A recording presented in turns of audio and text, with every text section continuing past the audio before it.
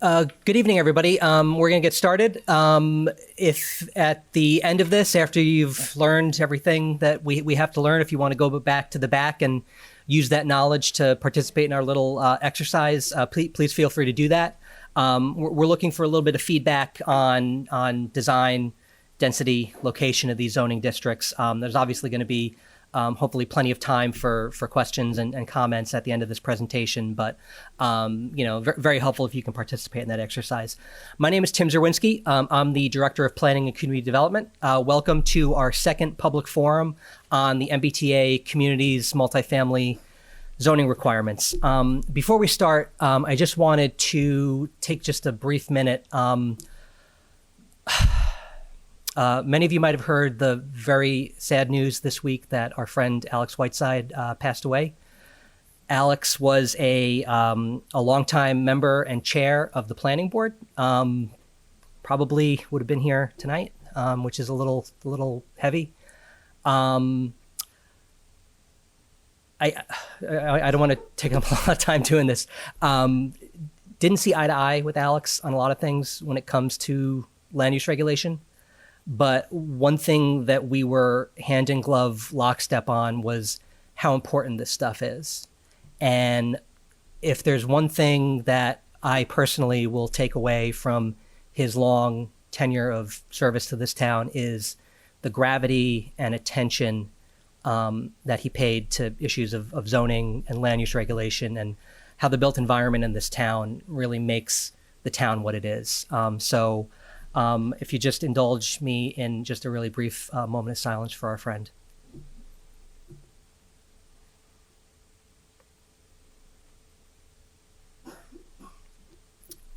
Thank you for that. So thanks again for coming. Just a brief reminder that this meeting is being recorded by MATV. It's also being live streamed on the MATV live stream. I think it's on Facebook Live also. A recording of this will be available on the town website pretty soon after we're done. So just so you know, this is our agenda tonight. We're right in the middle of the introduction. After this, we will recap the MBTA community zoning requirements. It'll be a pretty brief recap. What I would advise you to do is, first of all, if you have any questions, sort of super basic questions about why we're here. I know this may be folks' first meeting. Maybe it's your second. Maybe you've been following along. Maybe you haven't. Please feel free to ask any questions when the time comes. But we have recordings of our last public forum on the Planning Department website. You can check that out, and it's got a really sort of in-depth introduction to the legislation and kind of what it means for the town. After that, we're going to talk a little bit about the design exercise that we have in the back, just to sort of get after what we're looking for in terms of feedback there. The bulk of the presentation will be on our ongoing compliance efforts and the challenges behind those compliance efforts. And then the rest of the meeting will be for questions and comments. And then we'll very briefly go over next steps. As I said earlier, the Planning Department website has a MBTA Communities Multifamily Zoning Requirement page. If you go to townofmilton.org and click on the Planning Department page, it is the top link on the left side. Anytime that we do one of these, the recording goes up, the presentation goes up. It's got resources from the state. It's got resources from other organizations in Massachusetts that have information about MBTA communities. And there'll also be a link to sign up for our email list, which we use to keep people updated on what we're doing and when we're having events and when we're kind of looking for feedback. So very briefly, what are we doing here? What is the MBTA Communities Law? So the Economic Development Bill that was passed in January of 2021 amended Chapter 40A, which is the Zoning Enabling Act, with a new Section 3A. And it requires that an MBTA community shall have at least one zoning district of reasonable size in which multifamily housing, which is defined as 3 units or more in one building, is permitted as of right and meets other criteria set forth in the statute. So the zoning district has to achieve a minimum gross density of 15 units per acre, not more than a half a mile from a commuter rail station, subway station, ferry terminal, or bus station, no age restrictions, and suitable for families with children. That's generally interpreted as you can't put any restrictions on the number of bedrooms in your zoning district. So if a developer wants to build a 3-bedroom, they've got to be able to build a 3-bedroom. Towns that don't comply, and this is from the legislation, will be ineligible for a series of state grant funds, including MassWorks, Housing Choice, and the Local Capital Projects funds. In addition to that, both the governor and the attorney general have put out what I would consider to be very strong statements about compliance. In fact, the attorney general has an advisory, that basically says, this is the law, and if you don't comply, you'll be liable to legal action from the Commonwealth. And there's a link to that advisory opinion off of the planning department page that I showed earlier. So, what are the options for compliance? How do we possibly comply with this legislation? And not just the legislation, but the guidelines that the Department of Housing and Community Development has promulgated to help towns comply.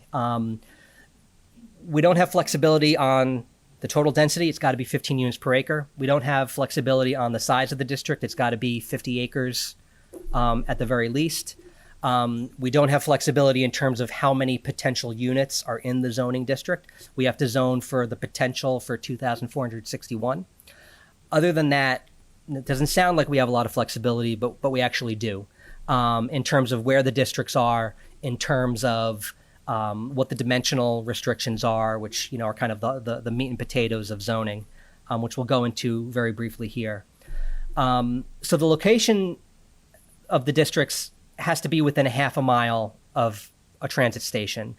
There's a wrinkle there in the guidelines that basically, on account of, and you'll be able to see this on the map in the back if you look, when you draw a half-mile radius around, let's say, Milton Station, a significant portion of that half-mile radius is actually in the city of Boston, by virtue of the fact that the Mattapan line kind of hugs the river, which is the border between our two municipalities.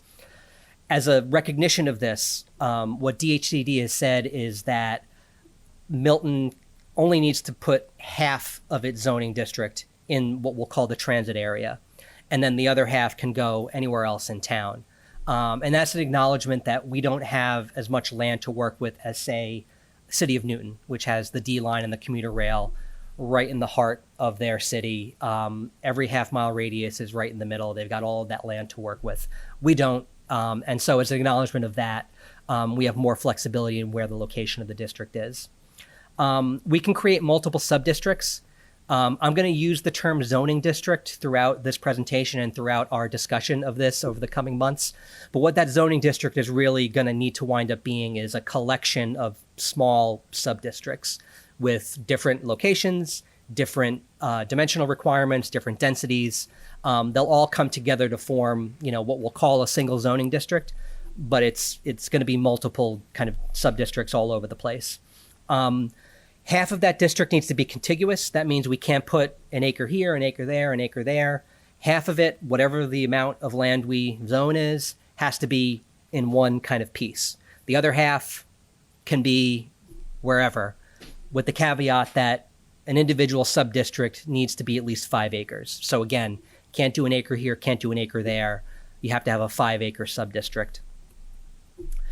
So the dimensional requirements in those sub-districts, as I mentioned, don't have to be the same. We can have a building this tall here and a building this tall there, big minimum lot size here, small minimum lot size there. Everything just needs to average out to that minimum density of 15 units per acre and then achieve those other kind of minimum thresholds. So the example that I use, just a simple kind of math problem, is that half of the district can have a density of 5 units per acre, which is obviously lower than 15 units per acre. But if the other half is 25 units an acre, that all averages out, I think, to 15. I'm not a mathematician, but this is going out live to everybody.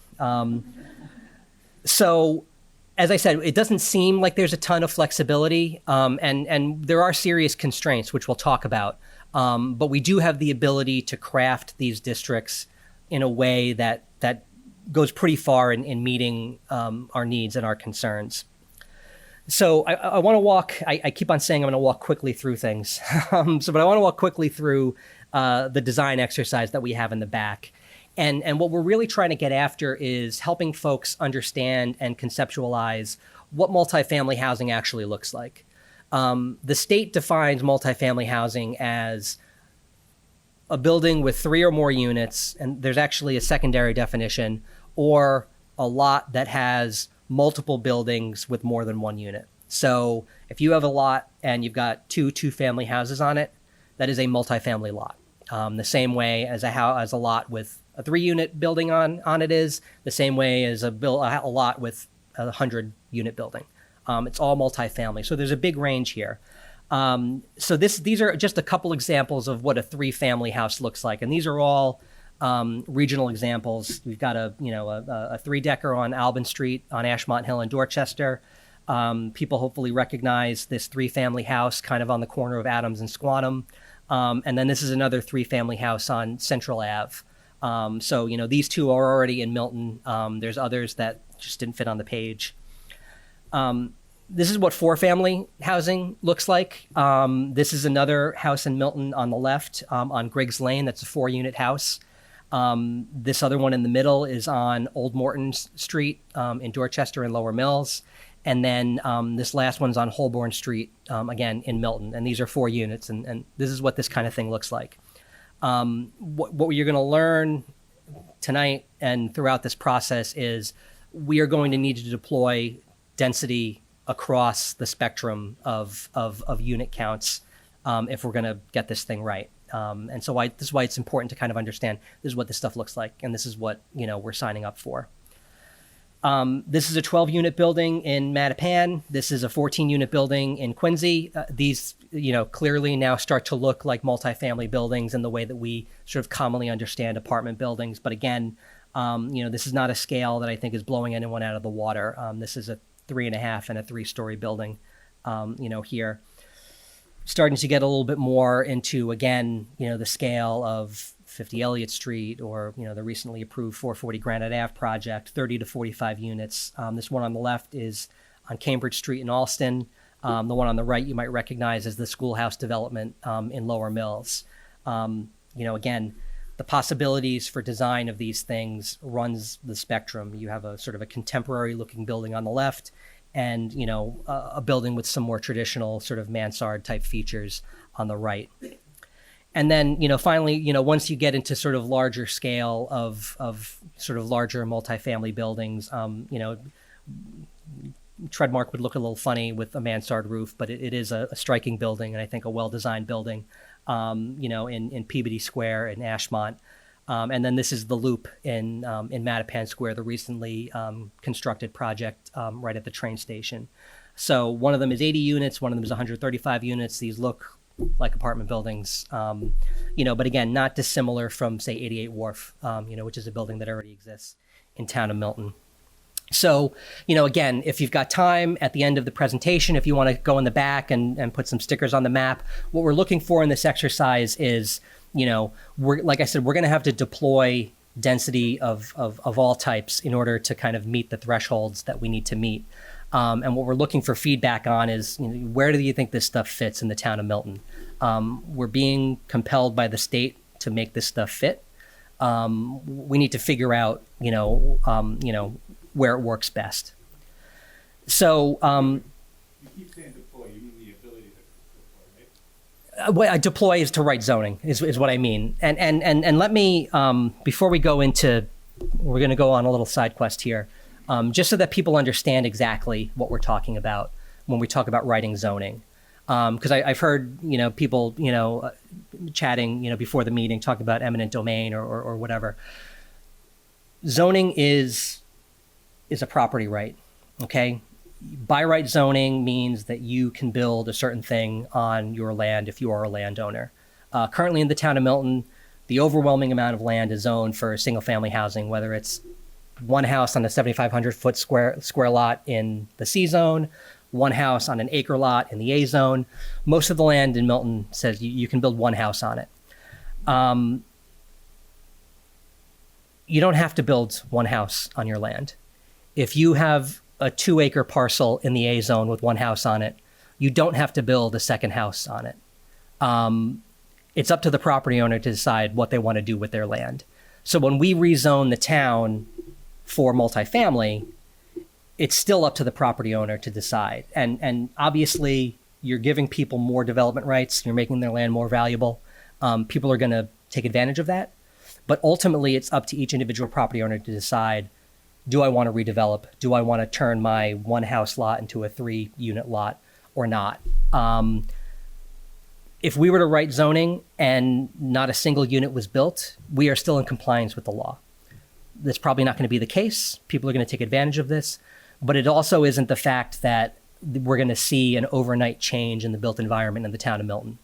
And so the town will have achieved its obligations if it passes zoning.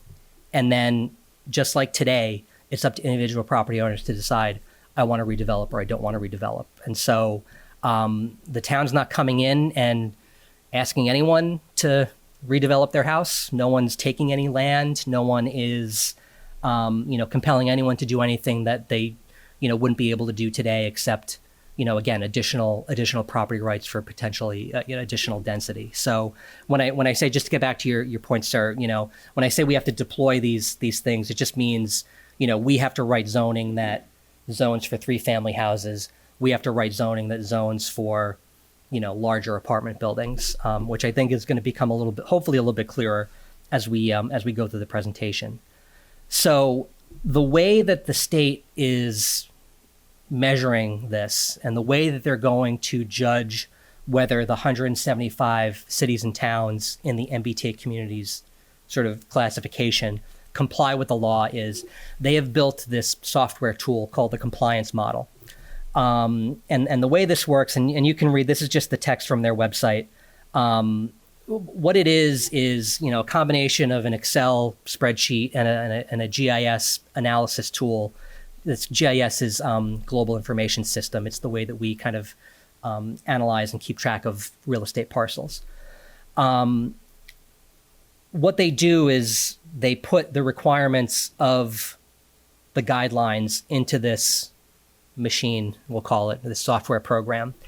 And basically, every town will plug in, okay, here's our district. We're going to draw a line around our district in the Global Information System, or Geographic Information System, I should say, I'm sorry. And that's going to capture all the parcels. So if you were to draw a line, around that district over there in the back, that would grab every parcel within that line, all of the information that's pegged to that, the lot size, the dimensions of, the frontage, the dimension of the side lot lines, and put it into this system.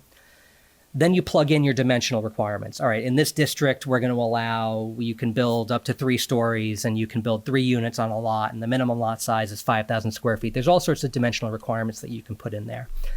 Once you do that, the program kind of spits out and says, okay, here's how many lots are developable. Here's how many potential units in your potential zoning district that can be built. That's called your unit capacity. That's going to be an important number. And it basically says, here's what the density of this district is overall. And it's a means that DHCD is going to have to say, like, okay, here's your zoning. And the zoning takes the form of text that we vote on at town meeting. But what that does, it sort of takes that text and those dimensional figures and those geographies and turns it into data that they can look and say, okay, is it meeting the minimum acreage of 50 acres at least? Yes. Is it meeting the unit capacity? Is it meeting the overall density of 15 units per acre? If you check all those boxes, you win. And you're deemed to be compliant and, you're off to the races. And if it doesn't, you got to come back and figure out why you're not compliant. And what we're going to be talking about tonight is testing. We're using this tool to test districts, to test dimensional requirements. And so there's going to be numbers and figures and geographies that come out of this machine that I just want to assure you, and I'm going to continue to assure you as these slides go on, these are tests, all right? We're trying to get information to figure out how this thing works and how we can get to compliance. So we're using technical assistance resources from the state. We're working with a firm called UTIL. that is basically helping us run this model. It's complicated. We have the in-house capacity to do it, but other people can do it better. And so we're taking advantage of the resources that the state has put in front of us to test these districts. And so our initial test included 4 sub-districts. And like I mentioned before, half of the district has to be within the transit area and half of the district can be elsewhere. One thing that I want to make super clear right now is that this model and the guidelines, I talked about flexibility, I talked about constraints. The model has constraints. I'll tell you one. No, actually, I'll save that to later. I'm sorry. It's a teaser. But all that is to say, what our goal as a department is to put as much information and as much flexibility in front of the town. And that means you, that means the planning board, that means ultimately town meeting to shape these districts. All right. And so I have not, in my kind of dealings with our technical assistance providers, made any decisions or given any advice about how much of the transit area should be zoned. We've tested all of it, okay? And you're going to see the consequences of that in a minute. It's going to be up to, again, the town, through discussions here at these meetings, through discussions at the planning board, ultimately at a public hearing at the planning board, to determine what the actual shape of the district is going to be. We are testing things to see what this model spits out. And so we've tested 4 areas. There are 2 sub-districts in the transit area. Sub-district 1 is effectively all of the C-zone parcels. So these are all the smaller parcels that are 7,500 square foot minimum lot size.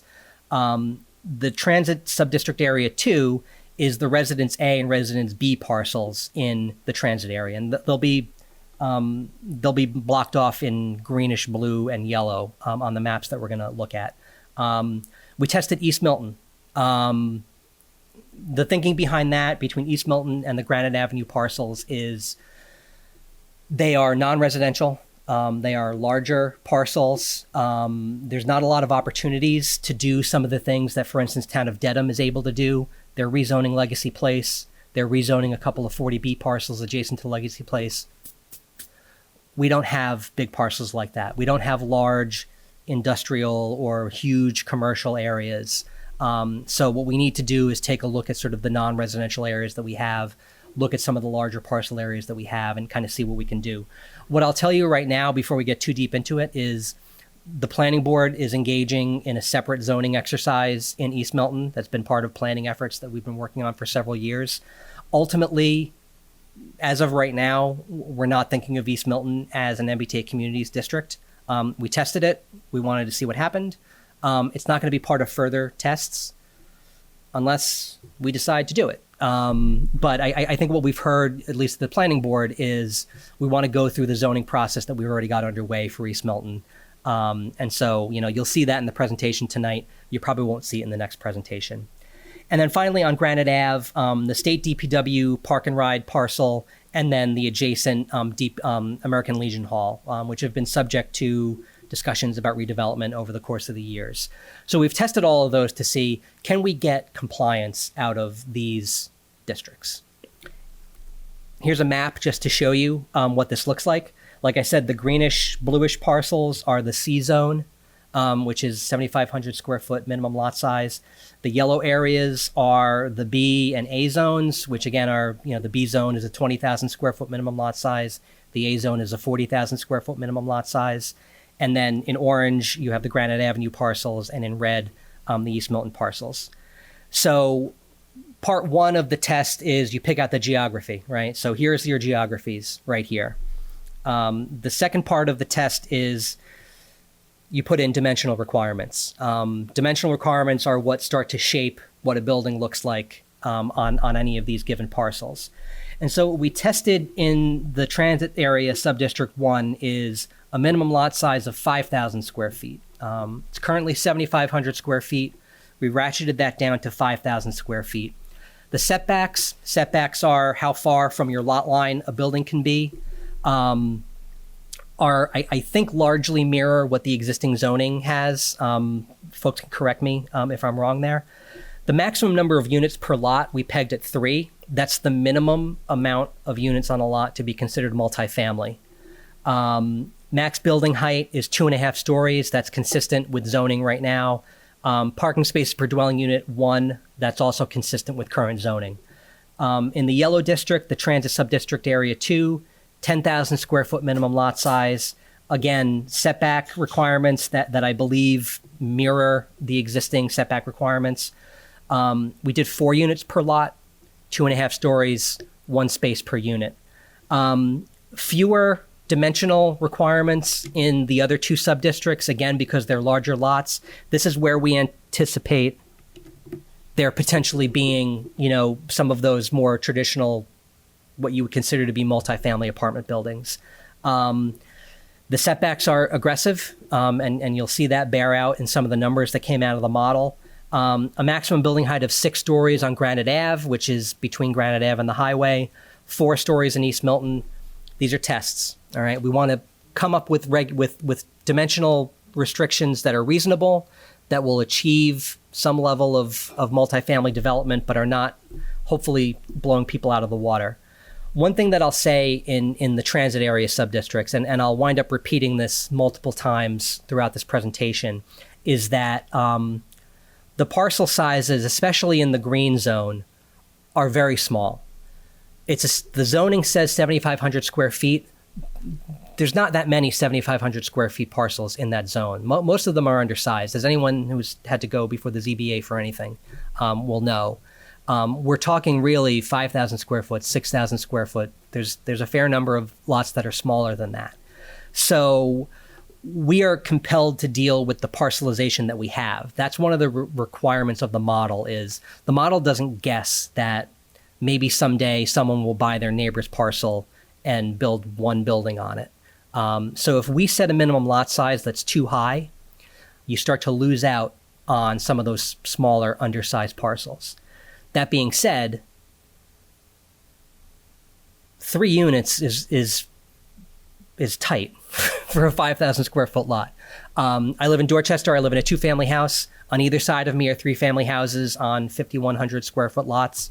They're perfectly livable. They're lovely homes. People raise their families in them, but they're big houses on small lots. And so if we wanted to crank up that number to 4, 5, 6, we'd be talking about a building type that is not currently seen in the town of Milton. And so when we give our advice and our inputs to our technical assistance providers, I'm basing that on my experience talking to all of you about development and zoning in this town, and understanding based on our planning efforts that the physical character of the town is extraordinarily important to people. And so if we're going to be compelled by the state to rezone for multifamily, we need to create zoning that gives that physical character the best possible chance to remain. And so this is why we test largely what are the existing zoning requirements in these districts right now. It's only 1 unit per lot right now. We have to allow for 3, but the setbacks, the building heights, these are the same. In a by right scheme where you don't have discretionary approval by the planning board or the Board of Appeals, you know, if someone wants to knock their house down and build a 3-family house, they're allowed to do that. What we can do is create dimensional restrictions that point them in the direction of additions, renovations, turning your 3 floors into 1, 2, 3 units, potentially putting a small house in the yard that has 2 units in it. Anything that we can do through zoning that we ultimately have to put out into the world and let people use it to maintain that physical character. And so that's going to be a through line throughout all of our discussions tonight. So why did we test these subdistricts and these dimensional requirements? As I said before, we want to test broad geographies, and we actually what we're looking for is results from these tests that exceed what the minimum requirements are. Because what that does is that gives us the ability to say, like, okay, now we know that if we do this, we're going to hit this mark, we're going to hit that mark, we're going to hit that mark. Now we can start to trim this district here. We can trim this dimensional requirement there. We can eliminate this subdistrict altogether. There are things that the state is making us do. what our goal is to give the town as many options to sort of shape that as possible. Like, I don't want to get results out of the model that are like right on the nose, and then, I'm handing you something, approve it or don't approve it. What we really want is to find where there's flexibility and find where there's the ability to sort of make those discretionary decisions. And again, Granite Ave and East Milton, non-residential, larger parcel sizes, there's the potential to sort of do, get some density out of that. I jumped the gun on myself. Compliance model only responds to parcels as they exist today. So it doesn't consider lot consolidation. It doesn't consider subdivision. So, and then maintaining the physical character is a clear priority. We have acre zoning in the A zone. There are big parcels in the A zone on Adam Street, Russell Street, School Street. This is also the Milton Hill Historic District, arguably the most historic area of town. It's a tremendous priority for us that we don't mess with that if we can.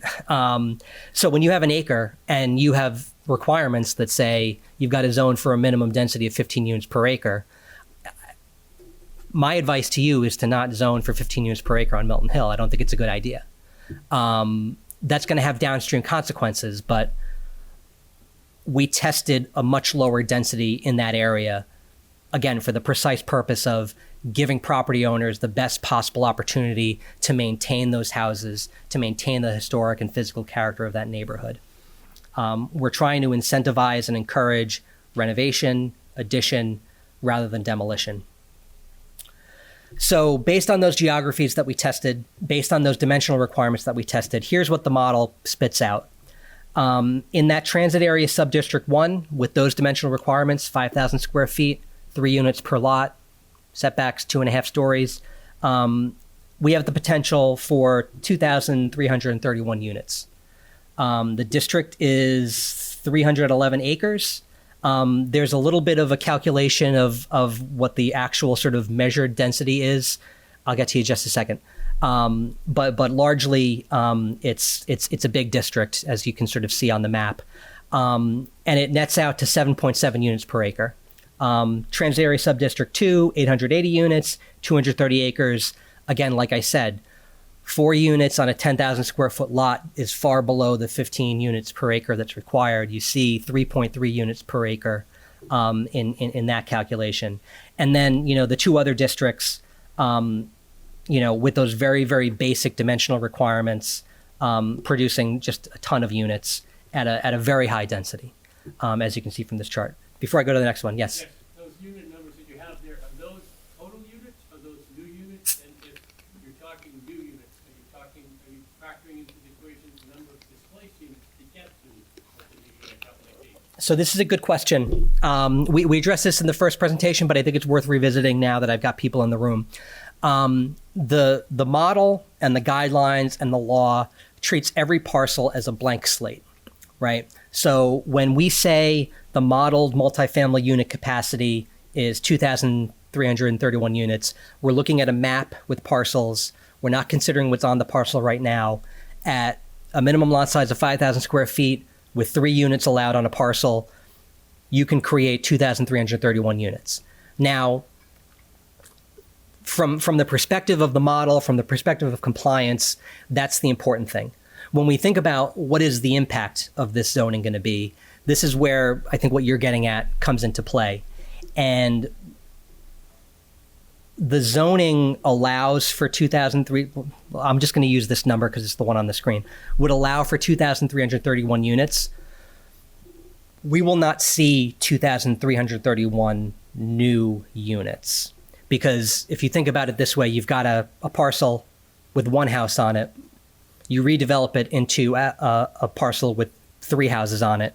You're only netting 2 houses. You're not netting 3 houses because, the people in those houses may be different, but the fact that there is 3 houses where there used to be 1, it's just math, right? So when we talk about, what is the impact of this going to be in terms of traffic, in terms of schools, in terms of infrastructure, we're already servicing however many thousand something, houses that are in this district with sewer, roads, water, schools. The additional population out of this is, the new units minus the existing units. Now, this works in a district that's already developed. When we look at Granite Avenue, for instance, those are new units because there's no houses over there. And so those will be totally new.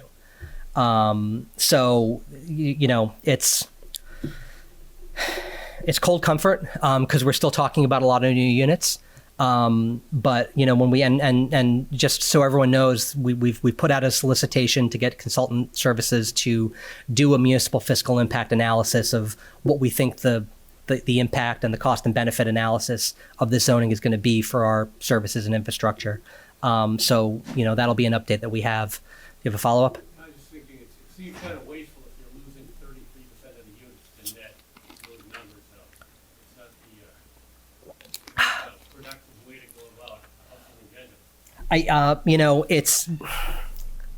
I don't necessarily disagree, but the transit is where the transit is. There are other places in the region where there is no residential development around transit, where it's like, okay, now you get these are all new units, and there's no Milton. And I'm not saying this to be like a crowd pleaser or anything, but when I've talked to people at the state level, people in other municipalities, technical assistance providers that are working with other towns, everyone acknowledges the unique challenges that Milton is facing by virtue of the historic parcelization that we're dealing with and the location of the transit that we have. So this is just a check on the, I just want to go through this slide real quick. This is a check on the criteria. So remember the criteria are 2461 potential units, at least 50 acres, at least 15 units per acre. So we obviously blow that unit capacity number out of the water, 4661, no trouble there. 10 times the size that we need to have. So yes, we meet that. But all of that potential development in that enormous geography only gets us to 8.3 units per acre, which is below the minimum. So if we were to go to the state and say, look, we zoned our entire transit area, plus we did Granite Ave, plus we did East Milton, where's our cookie? They would say, no, you got to go back. Because even though this scenario, would produce potentially a ton of new housing, it doesn't check the boxes that the state has given us, and that's going to be an issue that I'll try to. This is how the sausage gets made, folks. So we've learned a number of lessons through this kind of first test period with the states. Oh, you had a question. I'm sorry. My question, and maybe you'll get to this, is on the environmental impact, where sub-district 1 is in the Ponce River watershed, and to have increased density or therefore less land. So what I'll say very briefly is all of this is zoning, right? So it's meant to replace the existing zone that we have. Does not replace the Wetlands Protection Act or the local wetlands bylaw or the stormwater bylaw or our other zoning requirements relative to paved area, relative to lot coverage, relative to open space. I mean, we have the ability to keep those restrictions that will help us achieve the environmental goals that we have, the water quality goals that we have.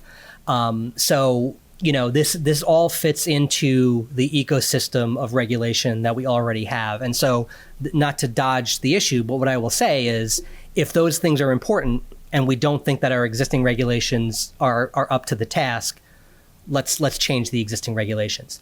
The other thing that I'll say, relative to sort of the environmental impact of dense housing around transit is that, from a traffic perspective, which transportation is the number one contributor of greenhouse gases in the United States. This is one of the drivers of this legislation is, we live right next door to the beating heart of the region's economy. And what this law is trying to get at is, quite frankly, getting people out of their cars and getting them on the train. It has environmental impacts from a pollution perspective. It has environmental impacts from a greenhouse gas emissions perspective.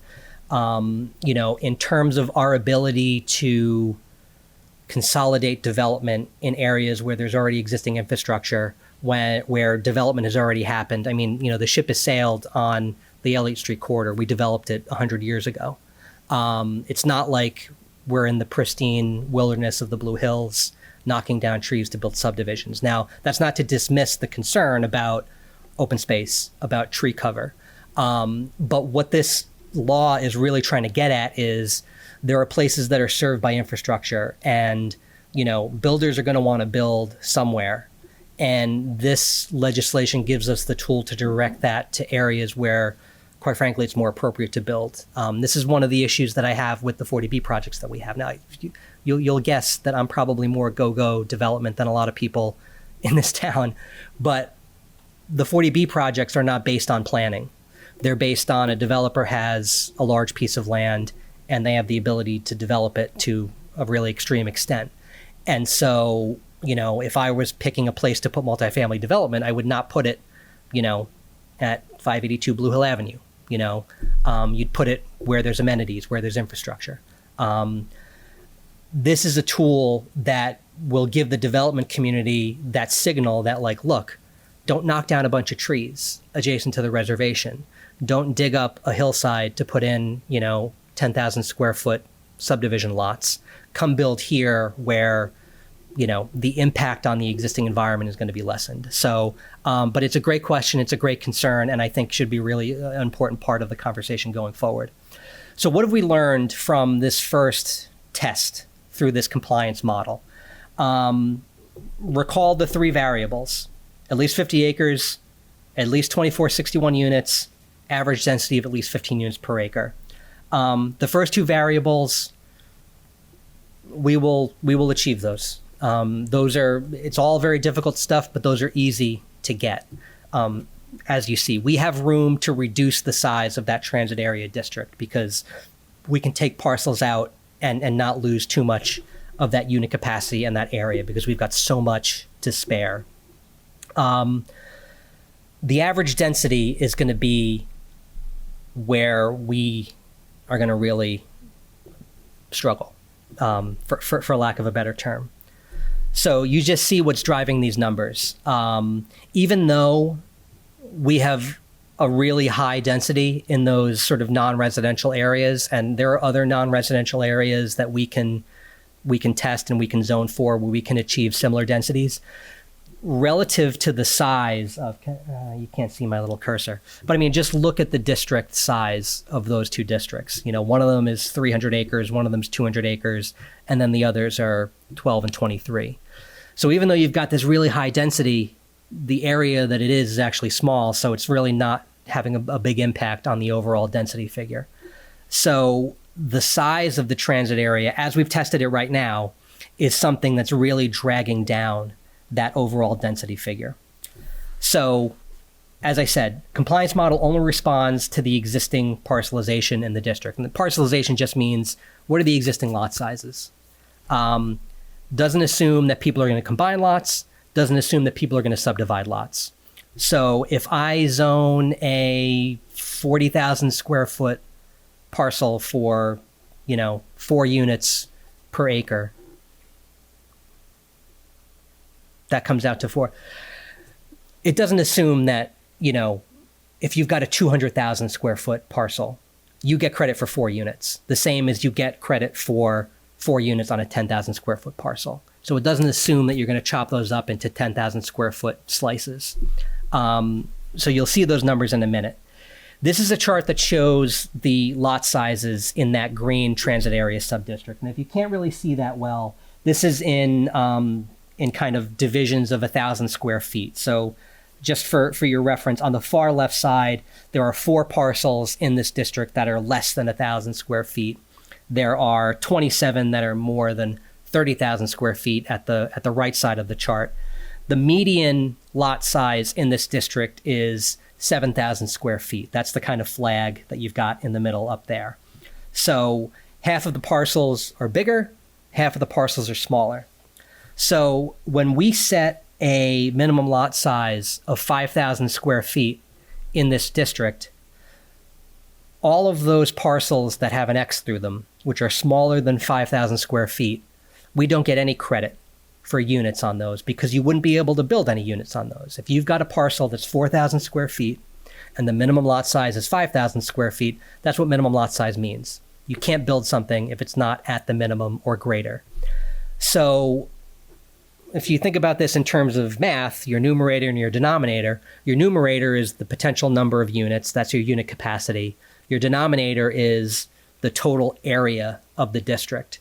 So by not getting credit for these parcels, that drags down the overall density figure in this district. This one is even more dramatic. This is the lot sizes in the yellow district. This is the A and B zone in the transit area. So the median lot size is 25,000 square feet. So again, half of the parcels are smaller, half of the parcels are larger. In the example that I gave before, if we set a minimum lot size of 10,000 square feet and we say you can build 4 units on that lot, there are 14 parcels that are greater than 100,000 square feet in this district. The model isn't saying that you can build, so there's 100,000 square feet, so there's how many 10,000 square foot parcels in 100,000? 100, right? Is that math? 10. I was an English major. I let Josh do my math for me. This does not assume that any of those 100,000 square foot parcels are going to be chopped up into 10,000 square foot parcels. So a 100,000 square foot parcel in this zone has 4 units on it, just like a 10,000 square foot parcel. So that's an enormous amount of land that we are not, again, getting credit for because it's a single parcel and the model does not assume that there's going to be a subdivision of that parcel. So this is an area, again, that is really dragging down that overall density figure. Again, because it's huge parcels and we're actually not zoning those huge parcels for very many units at all. The reason that we're not zoning those parcels for very many units at all is what I discussed earlier. It's the most historic part of town. It would dramatically alter the character of the town to say, you've got these huge lots, let's start building, 20 unit per acre housing developments on these enormous lots. It would, you tell me later if you think that's a good idea. I don't think it's a good idea. So that's a choice that the town is going to have to make. I'm putting the information out there. I think that people tend to agree with me. But it's all going to come down to a discussion of what are the town's priorities. And those are the things that, we're sticking to this and we have to make our compromises elsewhere. These are important questions. Is preserving the current physical character of the transit area as much as possible important? I contend that it is. I suspect that other people will contend that as well, but it's definitely something that's up for discussion. You have a question, sir? Yeah, I just wanted some clarification on the subdivision question. You said that you assumed there was no subdivision in developing the test room. Mm-hmm. But if the area is zoned for 10,000 square foot minimum lots, is there anything stopping the property owner from deciding to sell Nothing. lot? Nothing. So, If the town really doesn't have any control over oh, I'm sorry. We're not in the question and answer period, so you're... If you want to just repeat that, sir, I'm sorry. And I apologize to anyone that spoke earlier. You did not go out to the masses, so... Sorry, yeah, I wanted a clarification on the subdivision question. I think that you had said that the test run assumed that no one would subdivide their property. But if you zone the area for 10,000 square foot minimum lots, there's no reason, unless I'm misunderstanding, why a property owner couldn't just decide to Right. Subdivide to get more units. So, I'm Right. So you are not misunderstanding it. You're understanding it perfectly clearly. There's the disconnect is kind of really in what is the kind of academic exercise of feeding things into this model and sort of having DHCD effectively kind of check our homework, and the actual reality of what zoning would look like under these conditions. And you're absolutely right. If we were to zone for 4 units on 10,000 square foot lots, the model would say you're not getting any units, or you're not getting more than 4 units on any of these large lots. But then if that zoning passed, the reality of the situation would be exactly what you say. Any property owner that could divide their property into multiple lots could potentially do it and build more than what the model said that we would be able to do. And so this is why these tests are extraordinarily important, to make sure that we are writing zoning that is as close to possible. You know, we're testing something, and the results of the test are showing us something that is reasonably predictable in reality. And so you would want to create dimensional requirements that, you know, the model is kind of doing a good fidelity kind of output, which is why it's so problematic, this district, because yes, we don't want to have a situation where there's the potential for dramatic physical change to some of these large parcels and sort of these physical environments that people treasure so much. And so that's going to have to be a conversation that we have as a town, you know, about how to address that. So that's question one. Speaks to the heart of it. Is this important or is this not? Is locating new housing in different parts of town important, or is it okay to just focus everything on the transit area? This is another really crucial, fundamental question. How much parking do we need in multifamily housing? Doesn't necessarily seem as fundamental as those other two questions, but has the potential to really affect things. And then when we talk about development, we have a long history of special permit development, where the planning board has a lot of discretionary power to approve or not approve developments. Developments are often come with what we would consider to be community benefits in terms of design, in terms of streetscape improvements, in terms of affordable housing.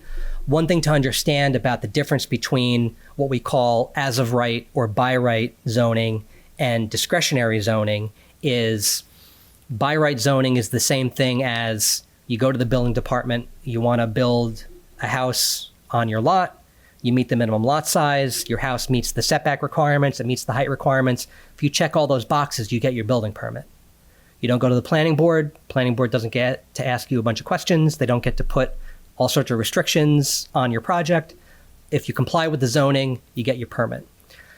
This is what we're being compelled to do, is to write as of right zoning.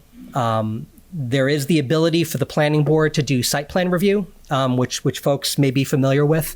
You know, that gives the planning board the ability to put reasonable physical restrictions on a project, but they can't give an up or down vote to the project. You really have to approve it. You have to allow it.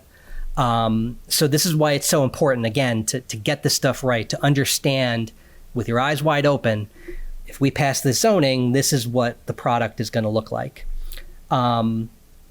But I will get to the concept of community benefits in a minute, because there is a way to kind of navigate that. So just to sort of really put a real fine point on these issues, if preserving the physical character of the transit area is important, then we need to find density gains in sub-districts elsewhere in town, because we're not hitting the density numbers in the transit area. And if we did hit those density numbers, you would see a neighborhood that is dramatically different than the one that you have today. But if it's not important, then we can just do the transit area and call it a day. Again, I'm not trying to put my thumb on the scale here, but I don't think that would be tolerable to a lot of people. Is locating new housing in different portions of town important? This is sort of an equity question. Is it, you know, we have the ability to locate half of this district in the transit area and half of it elsewhere. Does it fall on one or several single neighborhoods in the transit area to comply with this, or do we want to spread this around town? I tend to think that there are a lot of benefits that come with redevelopment, but there's no denying that there are impacts. We talk about this every week at the planning board. We talk about it all the time when we talk about zoning. How do you sort of mitigate and address the physical impacts? Should those impacts be focused on one area, or should they be spread around? Fundamental question for the town to consider. If that's not important, then again, we're talking about the transit area and we're going to call it a day. If it's not important, then we need to talk about where else in town can we start to put some of these zoning districts. How much parking is needed in new multifamily housing? Again, doesn't seem to be fundamental, but parking is a real serious and significant driver of the physical planning of any given development or project, especially in the transit area, which again, as we talked about earlier, when we talk about the environmental impacts of dense development around transit, the whole point is we're trying to get people out of their cars. We're trying to encourage people to use the train.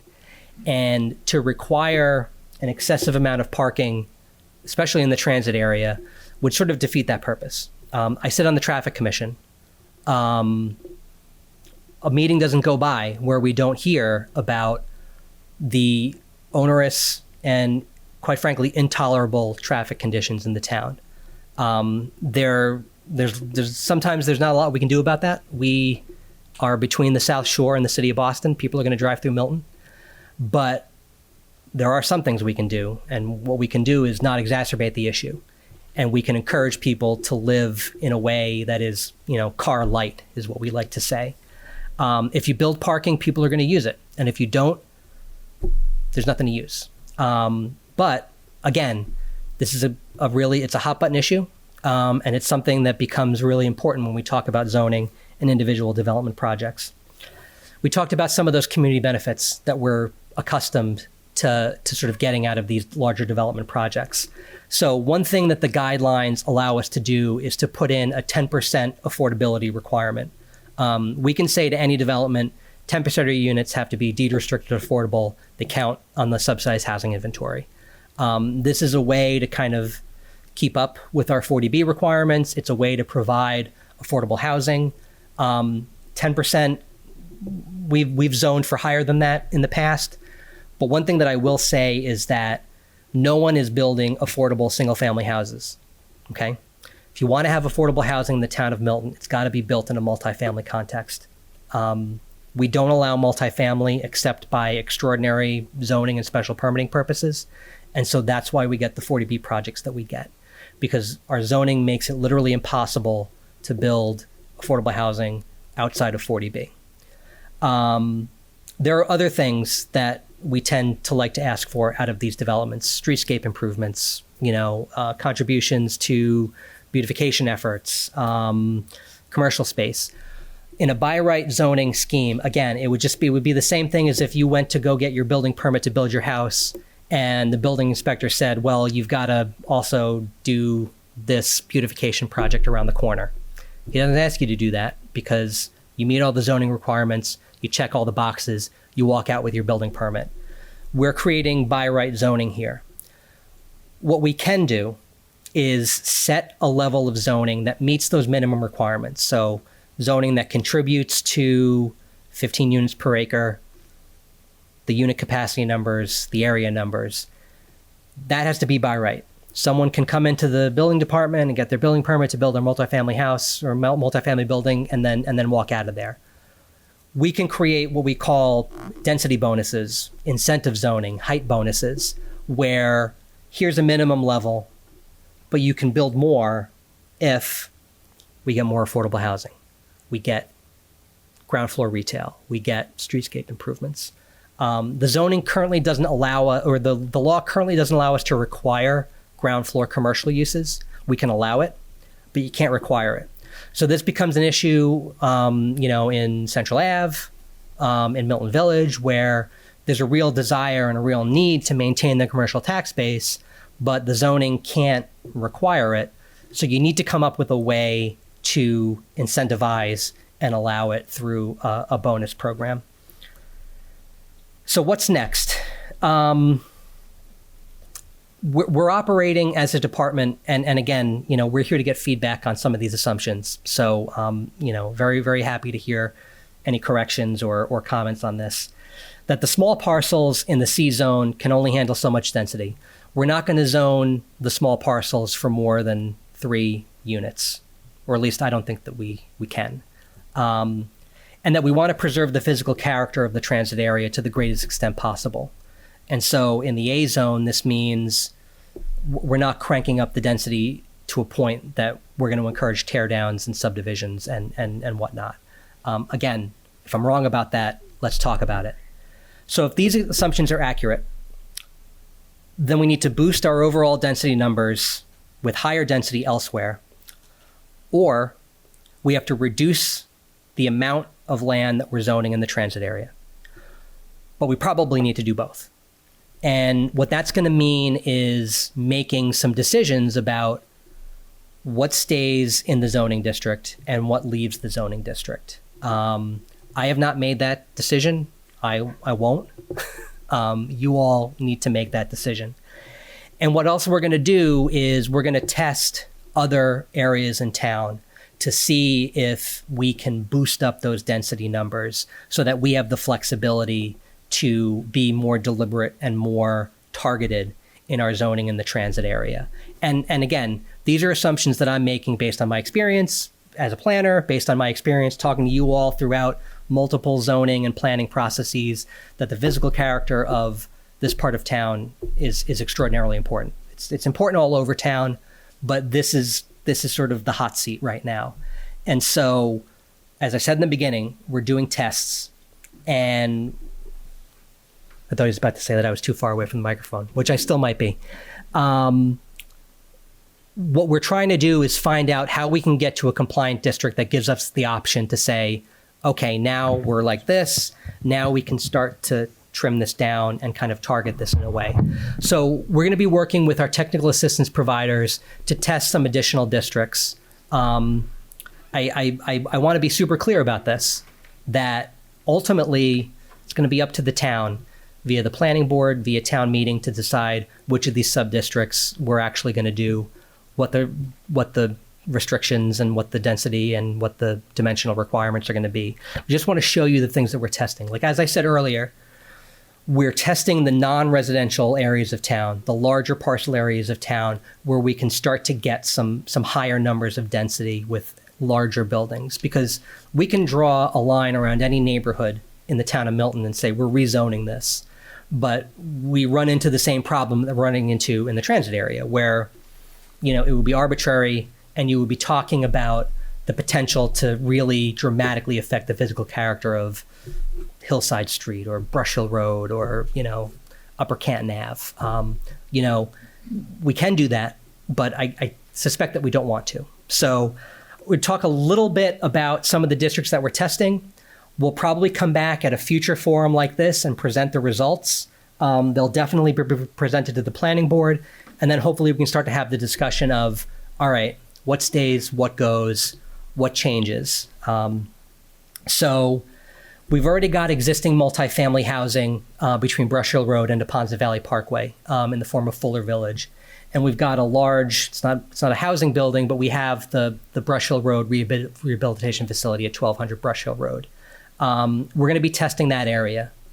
One thing that, again, and we'll talk about this, I think, in the context of the next set of districts, but there's a way for us to start to take advantage of some of the existing multifamily housing that we have, which I'll explain in a minute.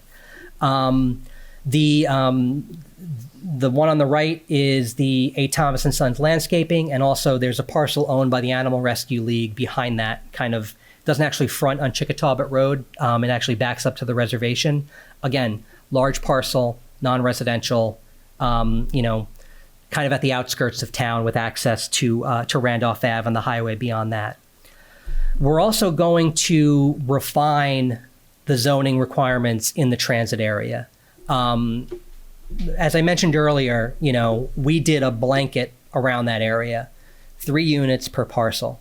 So we're getting credit for 3 units on 88 Wharf Street, which actually already has 78 units on it. So we're going to be refining some of the larger parcels and some of the existing multifamily parcels in the transit area. So if you look at this on the left, it kind of stretches from 88 Wharf around to 2 Adams Street, to 1 Elliott Street, 36 and 50 Elliott Street, and then out to the Central Ave Business District. Existing multifamily here, Milton Hill House, 50 Elliott Street, 36 Central, 131 Elliott Street. The scenario that this presents is, we'll talk about 131 Elliott Street because it's actually a 1 acre parcel. It's also the newest building that we've got in town, 38 units of condo development. We've been working on this one for a very long time. I think everyone's very proud of the product that got produced there. That's a building that's at a level of 38 units per acre, far exceeding the minimum requirements. So that was created by a special permit. What we can do is include that in our zoning district and say it's 38 units per acre right now. We're going to zone that parcel for a level of 40 units per acre. We get credit for 40 units per acre in our zoning. Realistically, as a practical matter, that building is going to be there for a long time as it exists now. The impacts of that building are baked in. The height of it is baked in. It's part of the neighborhood. It's part of our town. We have decided that a multifamily building there is tolerable. So in the immediate term, we get credit for a project that's effectively already built.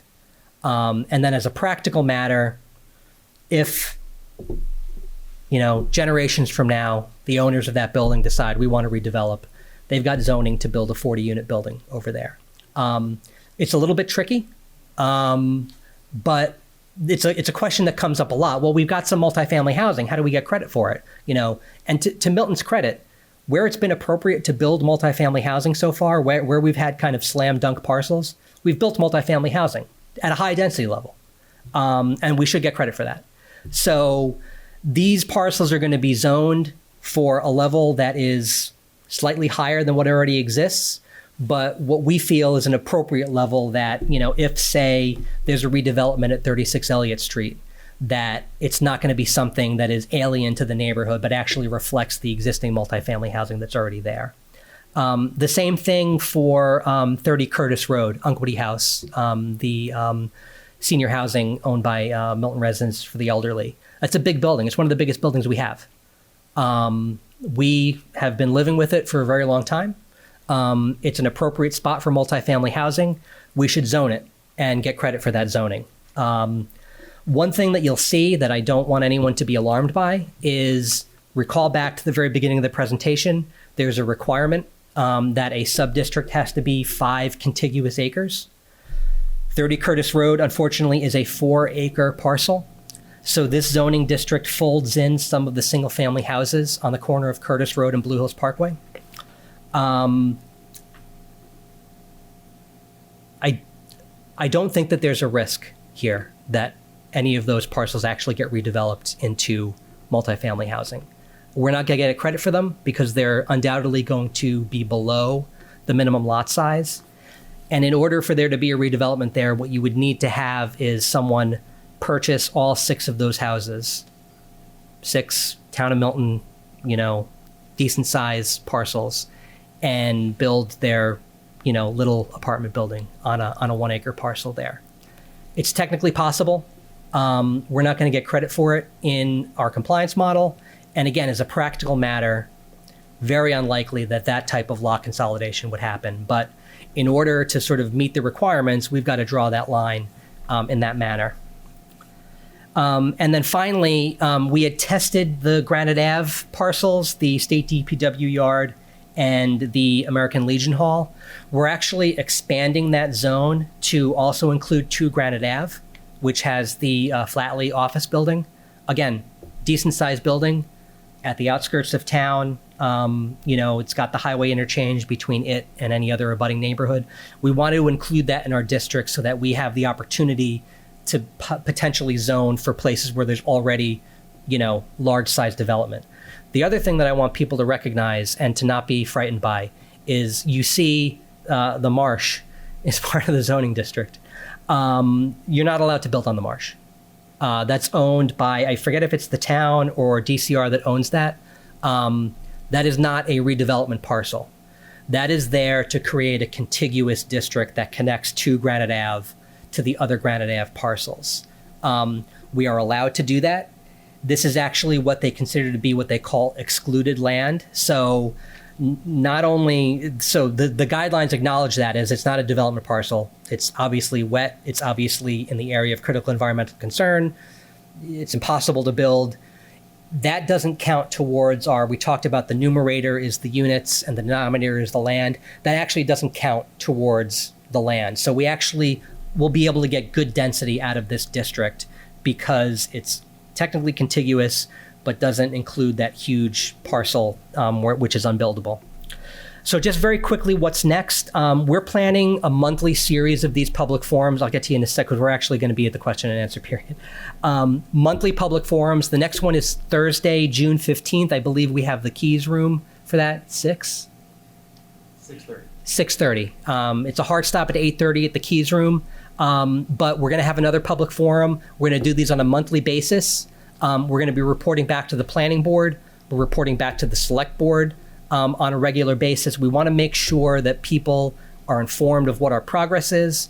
We want to provide people with opportunities to learn about this stuff, to provide the feedback that we can get on this, and just let everyone know that, we're doing our best to incorporate what we hear as people's concerns and preferences, but also, again, being really kind of straightforward and transparent about the limitations that we have here. So all of that is going to be on the MBTA Communities Multifamily Zoning Requirements website, on the Planning Department website.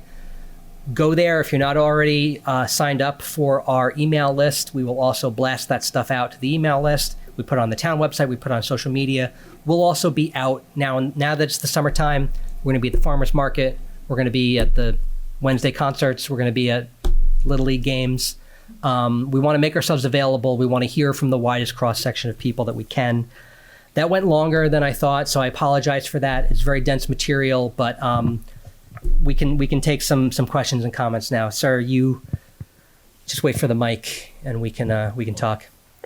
I'll hold on to that question, but do we get time period? speak? What do we get for time? 5 minutes or no? Let's say 3, and then we'll see where that goes. I'll hold on the question related to that. My name's Mark Christo. I live on Waldo Road off Elliott Street in the impacted zone area. I'd just like to bring up a point because we have to be very creative here on everything. That in my opinion, the trolley is not rapid transit. It's a short distance local route with 2 termini endpoints that serves really as a feeder to the Ashmont Rapid Transit, much like a bus. And back in 2019, the MBTA actually did publicly propose replacing it with just that, a bus. So the trolley itself is distinctly dissimilar from rapid transit. It's a single vessel operation. The rapid transit is a 6-car train, and there are measurable differences both in size and carrying capacity. And it's that limited capacity that to me is a red flag because it's the basis for the housing development that you're proposing and working on. As such, and by necessity, the trolley has to run more frequently, as it does during rush hour, just to keep up with the arsenal of Ashmont rapid transit trains that come through that terminus at that point. And because Ashmont is the terminus, the endpoint of the rapid transit, every passenger that boards that trolley has to do 2 things. They have to disembark the trolley, and then they have to reboard the rapid transit train. Why? Because the trolley does not provide direct linear passage into Boston. That's a critical difference. And there are operational limitations that require all passengers, every person, every time, to wait both at the trolley stop as well as at the Ashmont Rapid Transit train. Included in that is something called dwell time, which is the time that a train sits at the terminus before the bell rings to announce that it's sequenced and ready to be released from that station. So when I look at Milton as a rapid transit community, thinking about the limited carrying capacity and that process, and then conversely compare it to rapid transit passengers all over throughout the MBTA web, there's only one wait time that everybody else has to wait for. That's at their local stop From that point on, they're carried directly into Boston. We do not have that capability in Milton. I think it's an erroneous categorization, and it's something that we really have to look at. That would save us, Milton. I'm not saying we don't build and we don't in accordance to what a designation is, but a proper designation is rapid transit. We're not a commuter rail community. I believe we're an adjacent community, which drops the housing allowance still to a very difficult 988 units, but down from 2461. It buys us more time, 2 years, to be able to go through this process. You spent a lot of time on this. There's a lot involved. It's very informative. But it buys you a little bit more ease, and it doesn't overtax and overburden the town as much as the 2461. It's still going to burden us a lot. It also helps to preserve existing neighborhoods like mine off Elliott Street.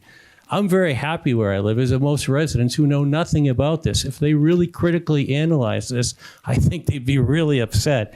I'm really just kind of surprised that that hasn't happened yet. And when I look, one other point, you mentioned about the inability to build on the north side of the trolley tracks because the landmass is outside of the town of Milton. An adjustment has been made to allow other parcels to be included as part of it. If, in fact, we're not rapid transit, those numbers are not going to be, we won't be held accountable for that.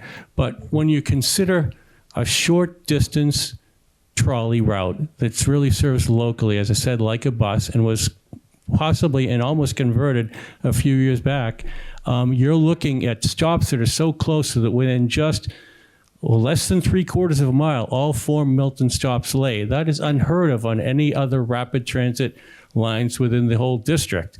So you're talking about super concentrations of density. If in fact that was rapid transit, we would not have stops that close, and the axis for development would be off of the Elliott Street corridor, and it'd be over to Adams Street and Blue Hill Parkway, and that would change the dynamics. But again, there is not a rapid transit system here, and I think that we have to really give close consideration to the fact that we should be thinking strongly about a recategorization first and foremost.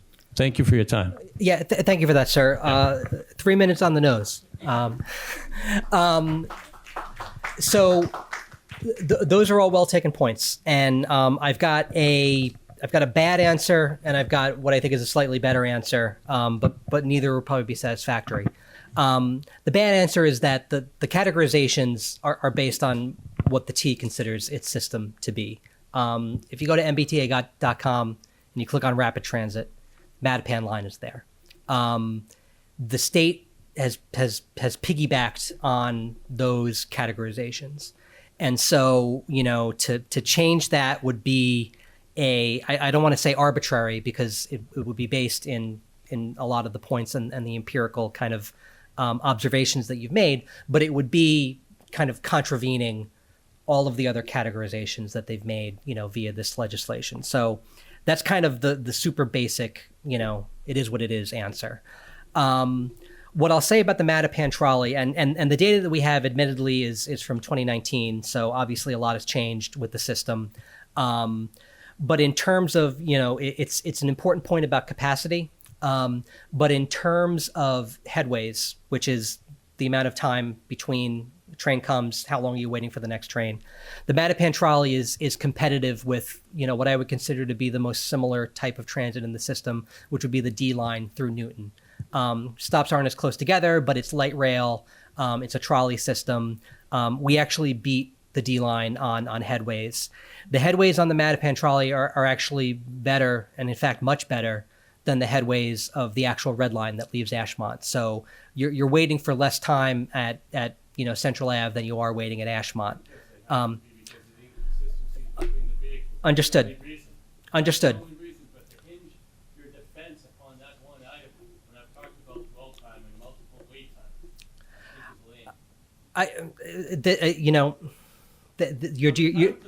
No, you absolutely are, and I waited 3 months because with the form last time I was given a very short time and I couldn't respond. That was the same answer you gave me 3 months ago.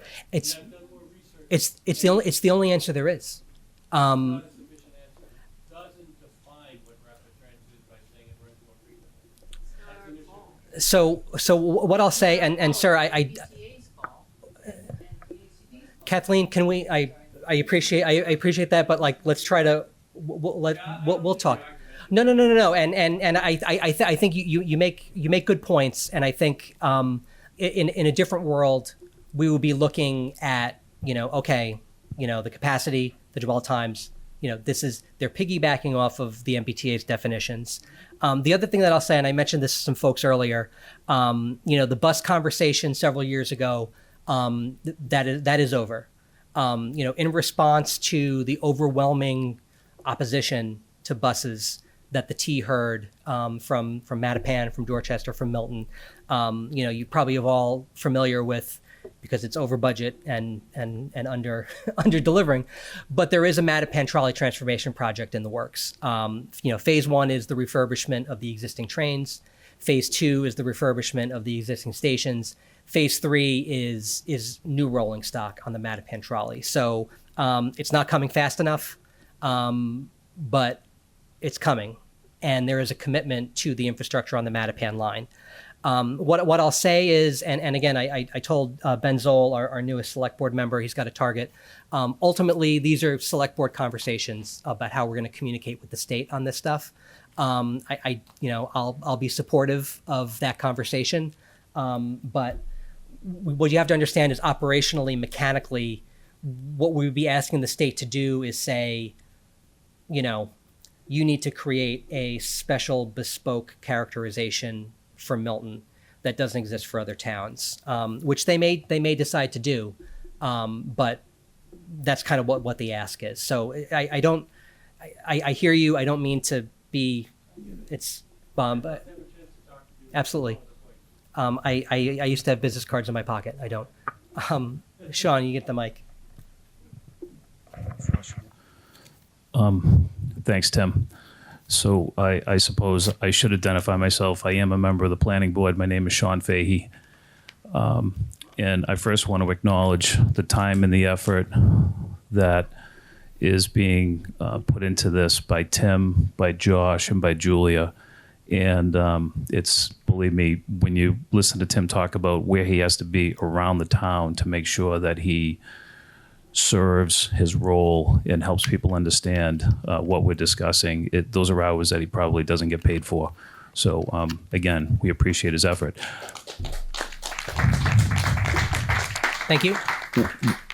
I do want to make sure that everybody understands, whether you're here today or whether you're a resident at home watching, there's an awful lot of work that's going to go into determining how we could be in compliance with the requirement.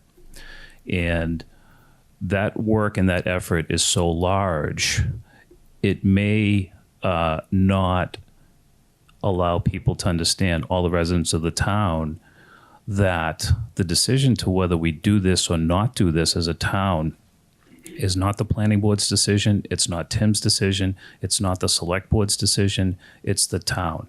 Town meeting will determine whether or not we have made the decision to follow the requested MBTA legislation. So for people like my fellow residents sitting beside me, I just want everybody to understand that it's not a foregone conclusion. And Tim has said this repeatedly in the past.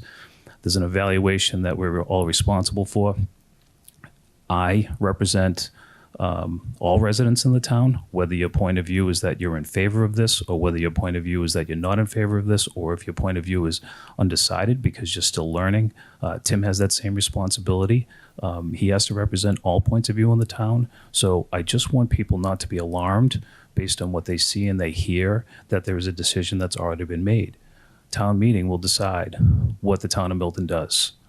And for those that have points of view as strong as my fellow resident sitting to my left, I just would want everybody to understand that. So I'd encourage everybody to spread the word and encourage people to join these meetings, to pay attention to these meetings, to ask questions, And whenever their point of view, whenever they feel like they have enough information to form their point of view, I would want them to be fully informed and for the process to be fully transparent. And that is what Tim's trying to do. The purpose behind these meetings every single month, we've talked about this in the planning board, is to make sure that the residents of the town are afforded an opportunity to fully understand this so that when they do make a decision of how they really feel, it's based on a very informed decision. Appreciate all your effort. Yeah, thank you for that, Sean. And you know, my job is to be a rule follower, and this is the rule now. So you know what my goal, you know, and like I said, checking in with the planning board on a biweekly basis. We're going to begin, you know, biweekly or monthly, you know, check-ins with the select board, keeping everyone apprised of what our progress is, so that, you know, when it eventually gets to town meeting, you know, like Sean said, everyone has all the information. You know, yeah. So thank you for that. We got to repeat. Follow. I'm sorry, Tim. I think it's also important that the residents understand there is a it's been described as compliance, but the way that this legislation has been prepared and drafted, if you do not comply, there is a penalty that's paid. And Tim can explain the penalty. And part of our responsibility is to examine, you know, the financial implications of this if you don't comply. And that's something that the residents will be informed of. I'm not sure if Tim will get into that tonight, but in a future meeting, if he doesn't tonight, he will. So the mechanism is such that if we do not pass zoning that would comply with the MBTA legislation, we will pay a sacrifice financially, and Tim can explain what that is. Yeah. Thank you, Sean. I went into it a little bit earlier. There's a couple things at work here, and I don't like to talk a ton about non-compliance because, again, my job is to be a rule follower and to help the town follow the rules. But the way that the legislation is laid out is there are three state grant programs: MassWorks, Housing Choice, and Local Capital Projects Fund. MassWorks is the big one. MassWorks is a tens of millions of dollar grant program every year that cities and towns use for infrastructure projects. The one high profile project that we have done via MassWorks has been the reconstruction of Central Ave and Elliott Street between the Central Ave and Milton Village business districts. So new pavement, new nice sidewalks, all the nice stuff that you see over at Central Ave. That was 11 or 12 years ago via a MassWorks grant. That's the last one that we've gotten.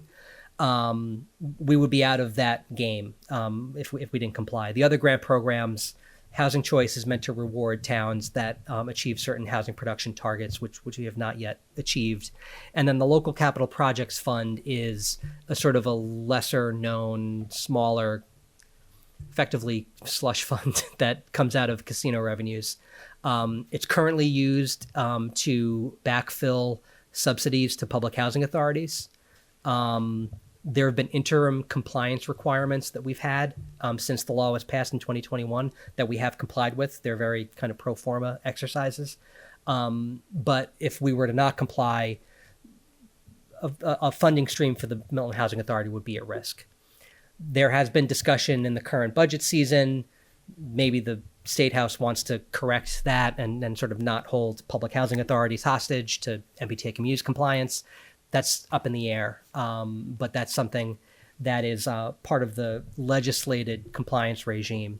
But the other thing to remember about compliance is that the law says that every MBTA community shall have a zoning district.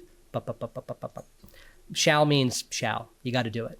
There are penalties that are laid out, and then there are penalties that are unforeseen. As I said earlier, the Attorney General has issued a advisory opinion that has said, we will file civil enforcement actions against non-compliant communities. Whether that is going to be backed up is yet to be seen. But when we talk about the costs and benefits of this, one of those costs is unforeseen legal costs, and then what happens if and when you lose that fight with the Commonwealth. one kind of way you can see this happening is kind of a proto kind of 40B situation, where a town doesn't pass zoning, and you get a property owner that sells to a developer, and the developer says, the law says that you shall have a zoning district that allows me to build 15 units per acre, and I'm proposing 15 units on this 1 acre parcel. And then we're in court about that. And, again, unforeseen. I don't know, what the Attorney General is going to do if she does anything. I don't know what the development community is going to do if they do anything. These are things that that are out there. And so my position as your planning director is to help you have something that will check all the boxes that the state has asked us to check.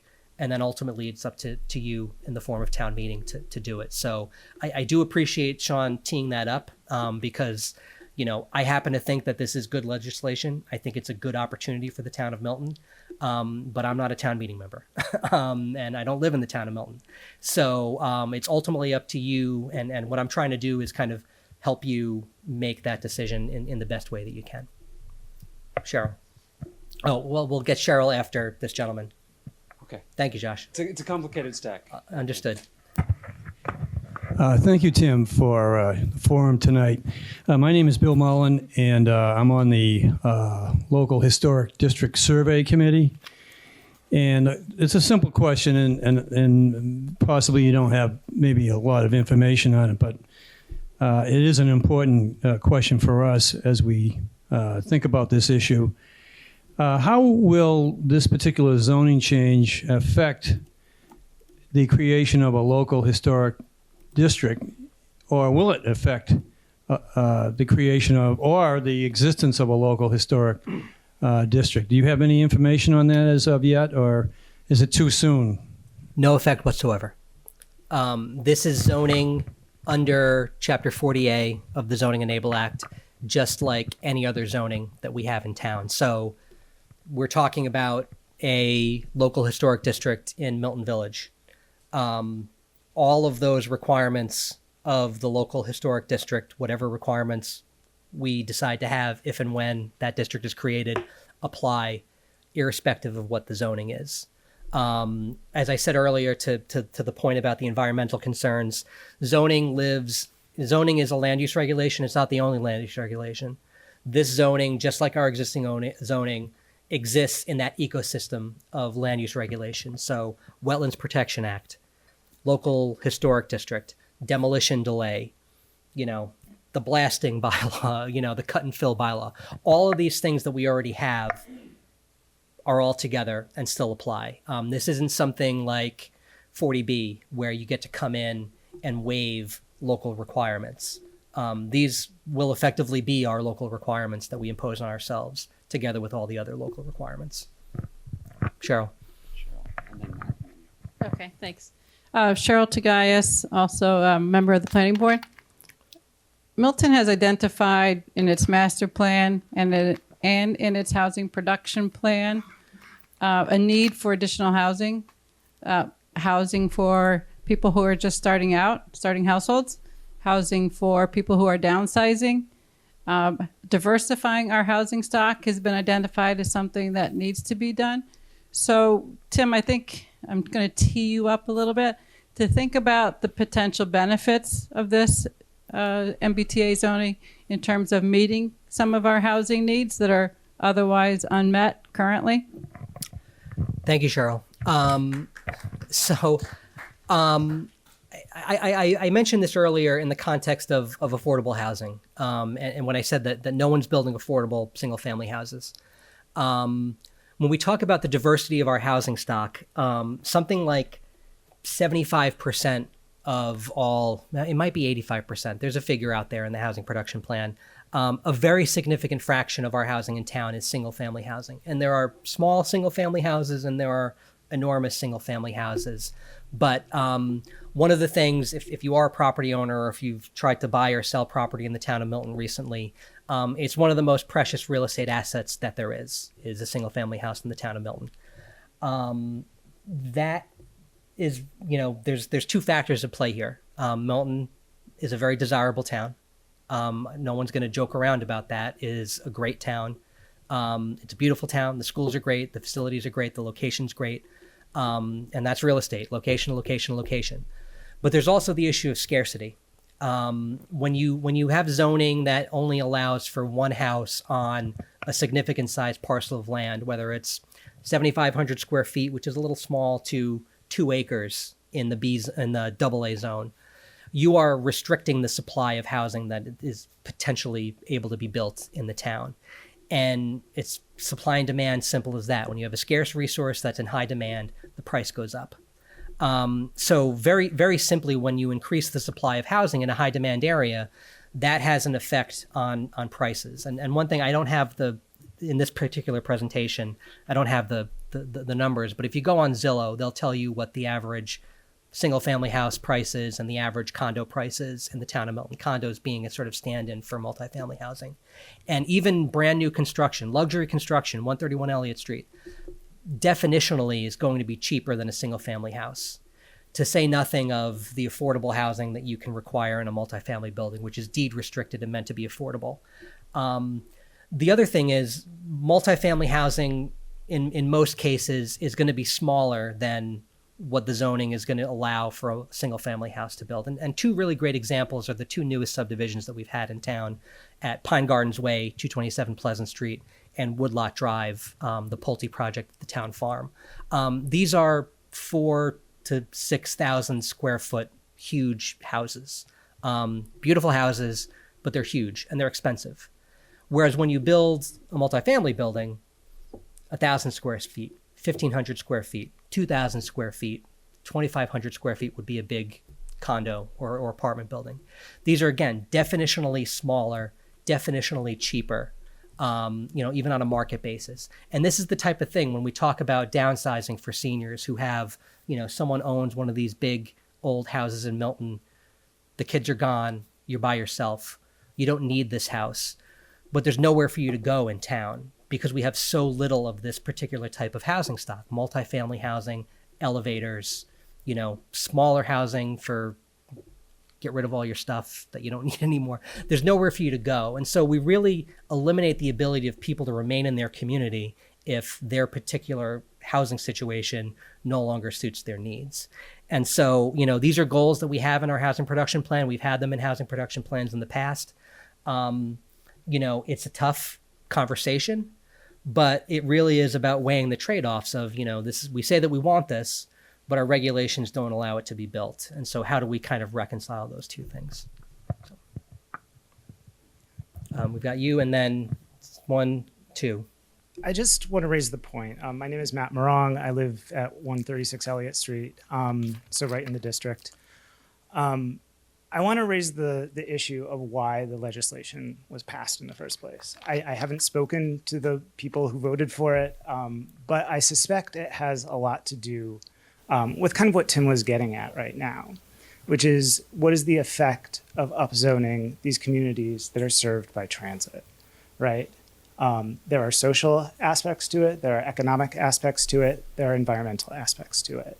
And what is the impact if the status quo here is maintained? If we continue to live in a town in the immediate vicinity of Boston that is almost exclusively zoned single family, the barriers to entry, first of all, are going to remain enormous. I can speak as a relatively new resident that my house is a massive burden. And I'm sure that's true of many people who are trying or have recently moved to the town or who are trying to get into the town. Beyond that, I think that there are certain values that this community finds important and we give a lot of lip service to, including racial and economic diversity, environmental benefits, and so on and so forth. I believe in this legislation as a social good. I think that it is going to be hard. I think that it's a challenging problem for this community to face. But at the same time, I think that this is an opportunity to really kind of to embody the values that we talk about all the time through housing, through the ways that we structure our community, and through the people who, as a result of that, will be able to join us in this community.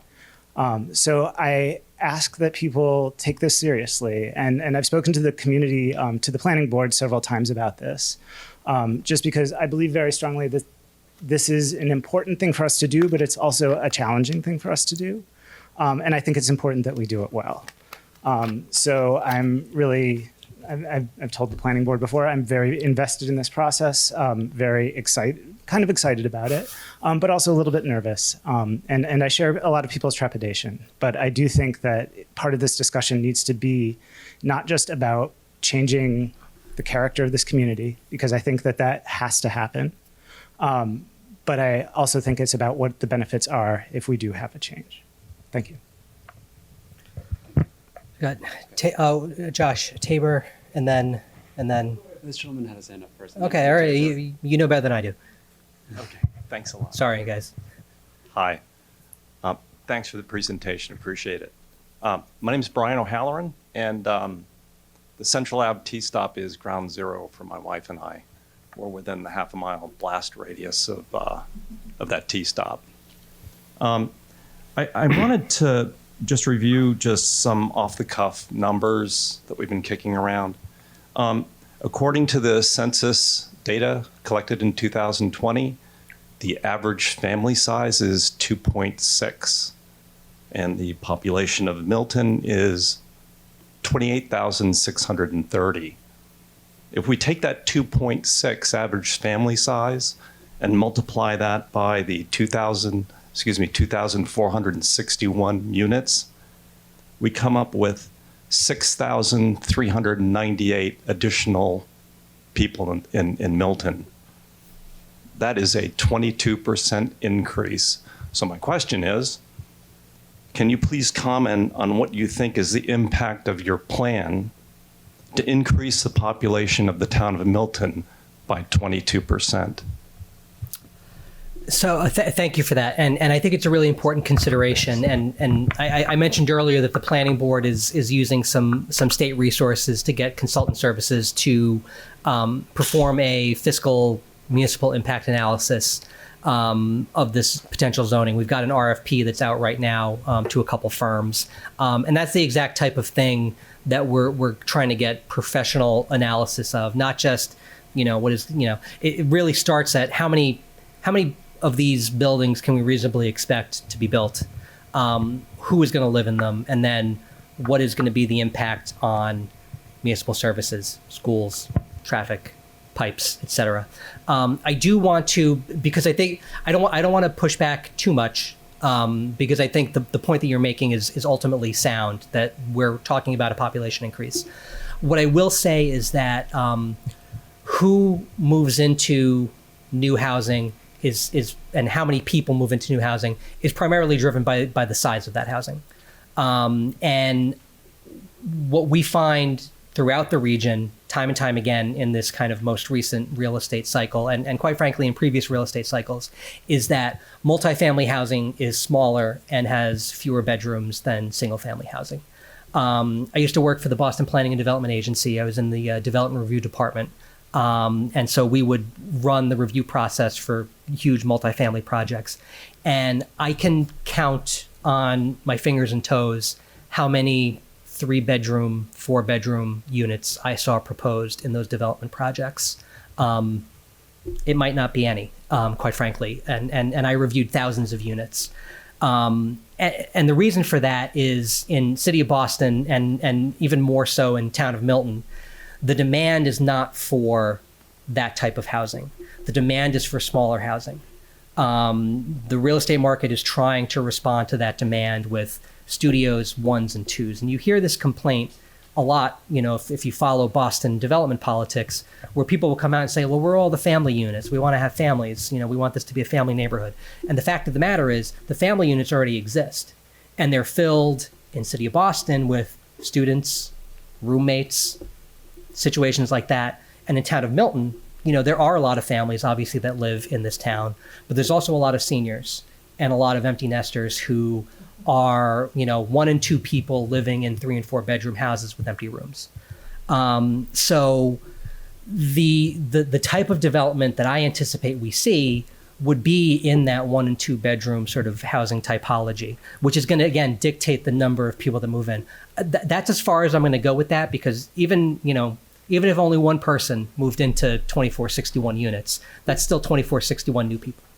The other thing that I want to push back on a little bit is, I mentioned this at the very beginning, that this is a zoning mandate. It's not a production mandate. And the distinction there is, we pass zoning and we're done. Whether or not units get built, we can anticipate the units will get built, but we still are okay if they don't. If you think about our current zoning, and I have, and I'll share this, I'll find a forum to share this with. When we pass zoning, the current zoning code that we have in 1938, I've got newspaper clippings from the committee that put that zoning together. They anticipated a zoning capacity in Milton with the A, B, and C zone for 60,000 people to live in the town of Milton. We obviously, as your numbers, 28,000 something in the most recent census, have not come close to achieving that. And it's just a reflection of, the zoning capacity and the actual build out of new housing are not going to be the same. So those impacts are going to be felt over the course of, I don't know what the time frame is going to be, but it's not overnight, and it's not even in the course of a decade, I would assume. And so it's a very serious issue. I don't deny it in the least, that we need to have a very clear understanding of how much of this housing can we reasonably expect to be built in what time frame, and how can we adjust our spending priorities, our capital project priorities, to adjust for that. The last thing that I'll say is, we talk a lot about the costs, but the number one taxpayer in the town of Milton is the 88 Wharf condo building. We make almost $1 million from 88 Wharf, and that is one building on 2 acres. There's one pipe going in, there's one road going in. It's a pure profit center from a revenue perspective. There are other, the golf course gives us a lot of money, but if you look at the top 25 taxpayers in the town of Milton, it's littered with multifamily development. So these are revenue producers for the town relative to the amount of impacts that they have. So when we talk about, new infrastructure, new kids in the schools, those are serious, and we need to fully understand that. We also need to understand that there's going to be new financial resources that come with this type of development. But to get back to the original point, the planning board is looking into this, and when we have data on that, we'll share it as widely as we can possibly disseminate it. Folks, just so you know, it's 9:00. I kind of wanted to end at 9, but also I got nowhere to go. So, I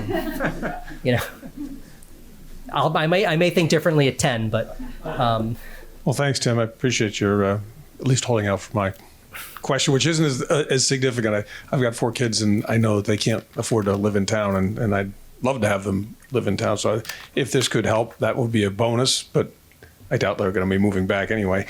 My question is on the numbers that were presented here. And a few slides back, you had a whole spreadsheet on where the numbers came and if you checked all the boxes. And one of the boxes was the number of units, which was 2,400 and something. And the number of units that were proposed here were in well over 4,000, 4,500, 4,600. And the only thing that the box we couldn't check was the number of units per acre. Granite Ave and East Milton Square are in that 30, 35 units per acre, so that should push it, trend it higher. And the other side was that 3 and 4 family units along Elliott Street were hurting that average. And it seems like we had plenty of room to go way back from that half mile, and I don't want to call it spot zoning, but push it into a couple of these and run the numbers again with those. And I'm convinced you're going to be a lot closer to that 15 units per acre in and around that 2,500 total units.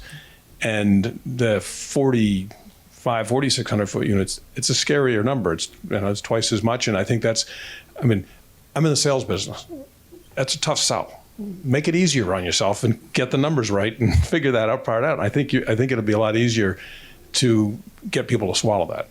Oh, we're trying. Thanks. So no, and I think it's a good point. For whatever reason, the screen's not back up, but it's not important.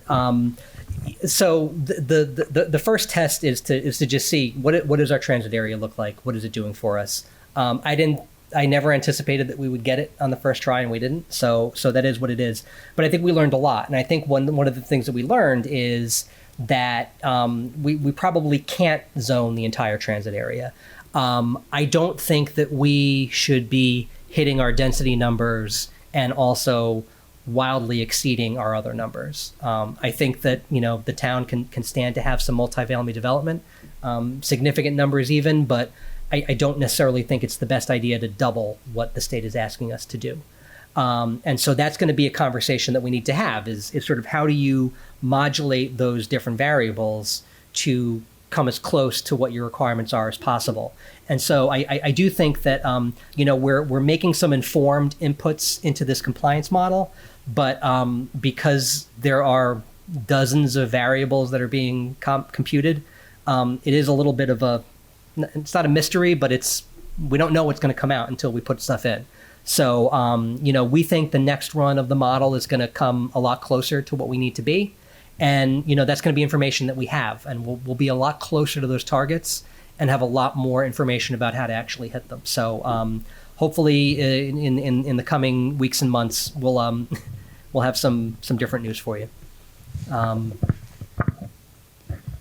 Thank you for your presentation, Tim. I'm just really impressed with the work you've done and the detail you're providing and the kind of iterative approach that you're taking with multiple forums, showing us progress and your thinking along the way.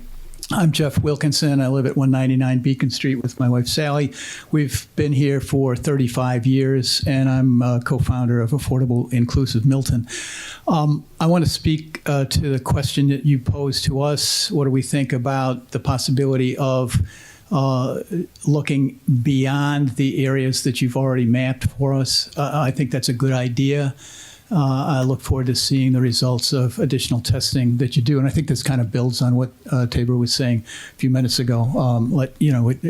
As we look at additional numbers, this may become an easier conversation. I also want to build off of comments that Mr. Moran and Cheryl Tagayas said. I appreciated your answers to those comments and a shift in the conversation that seemed to start to be happening, that we talk about this as an opportunity and not just a burden for the town. And if you have a chance tonight or in future forums to speak about additional opportunities here, it seems important to me that non-compliance should not be an issue. That should not be part of our conversation. And it's not just because of grants that we might not qualify for, and it's not just because of lawsuits that we might face, but we're part of the region, and we have a regional crisis in housing and housing supply. And our leaders, including the former governor, Republican Charlie Baker, tried to emphasize that our economic future as a region depends on increasing the housing supply.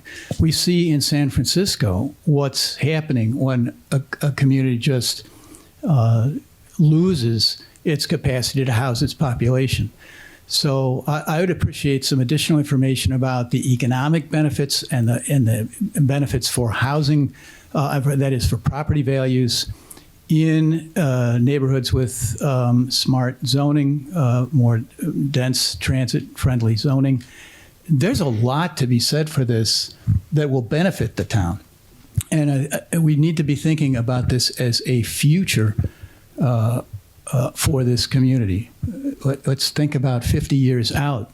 We're making decisions for our grandchildren, not just for ourselves. Just stay tuned for all that. So Kathleen, and then this gentleman here, and then I do have to be mindful of our friends from MATV who may need to hit the bricks, but we can definitely chat afterwards.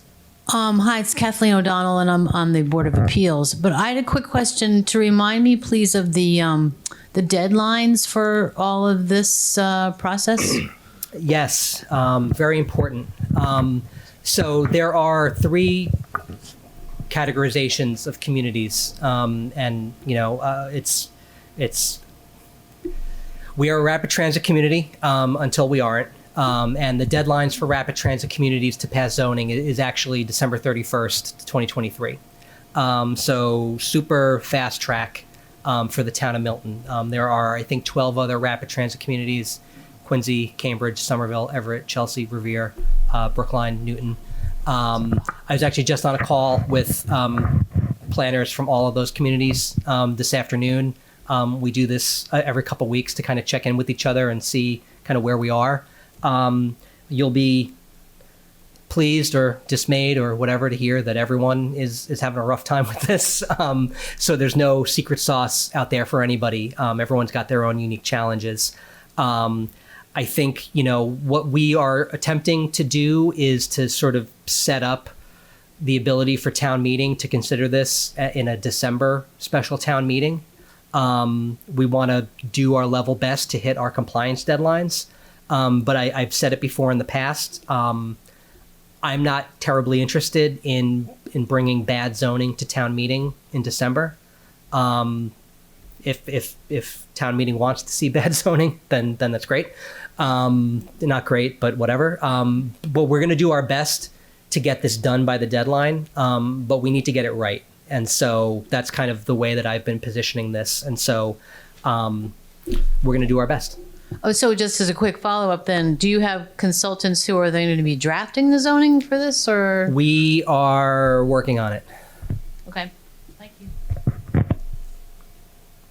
Just as Josh is walking around, it is tough.